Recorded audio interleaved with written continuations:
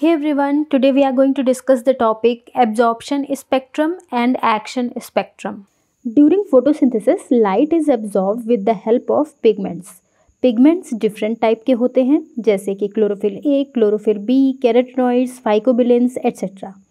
इनमें से जो क्लोरोफिल ए है वो मेन या प्राइमरी पिगमेंट है जो फोटोसिंथेसिस में इन्वॉल्व होता है and it forms the reaction centre, जिस वजह से इसको रिएक्शन सेंटर क्लोरोफिल भी कहते हैं।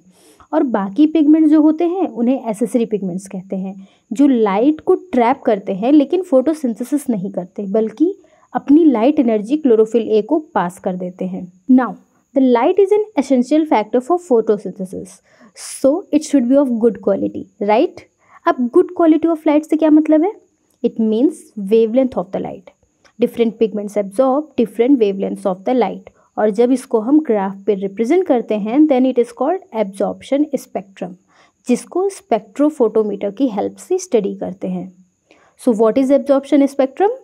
It is graphic representation of amount of light of different wavelengths absorbed bye a pigment. ये जो ग्राफ फॉर्म होता है वो 400 नैनोमीटर से स्टार्ट होकर 700 नैनोमीटर तक होता है।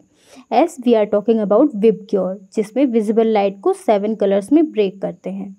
तो इस ग्राफ में हम देख सकते हैं कि chlorophyll A and chlorophyll B blue and red region में मैक्सिमम लाइट एब्जॉर्ब करते हैं as peaks are high at this point.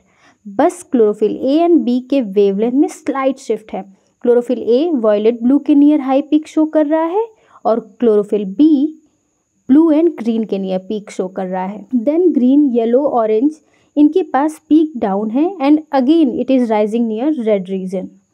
Pigments like carotenoids and phycobilins green and yellow region की वेवलेंथ को एब्जॉर्ब करते हैं।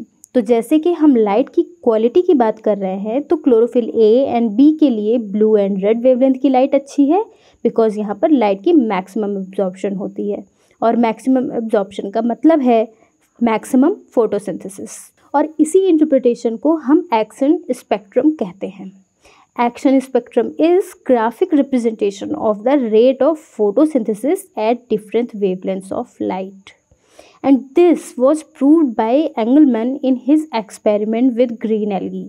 इस एक्सपेरिमेंट में उन्होंने ग्रीन एल्गी को एक्वेटिक मीडियम में लिया और फिर उन्हें डिफरेंट वेवलेंथ्स ऑफ लाइट से एक्सपोज किया एंड ऑब्जर्व किया कि जो ब्लू रीजन है वहाँ पर लार्ज नंबर में बबल्स फॉर्म हो रहे हैं एंड सिमिलरली रेड रीजन में भी।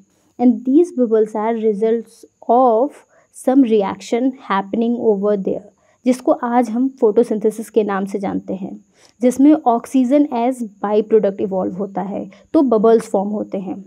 एंड अदर रीजन्स में भी बबल्स फॉर्म हुए लेकिन उतने ज़्यादा नहीं थे, मैक्सिमम सिर्फ ब्लू एंड रेड रीजन में ही थे, विच इंडिकेट्स कि मैक्सिमम फोटोसिंथेसिस उन्हीं रीजन में होते हैं। So this was all about absorption and action spectrum. Thank you.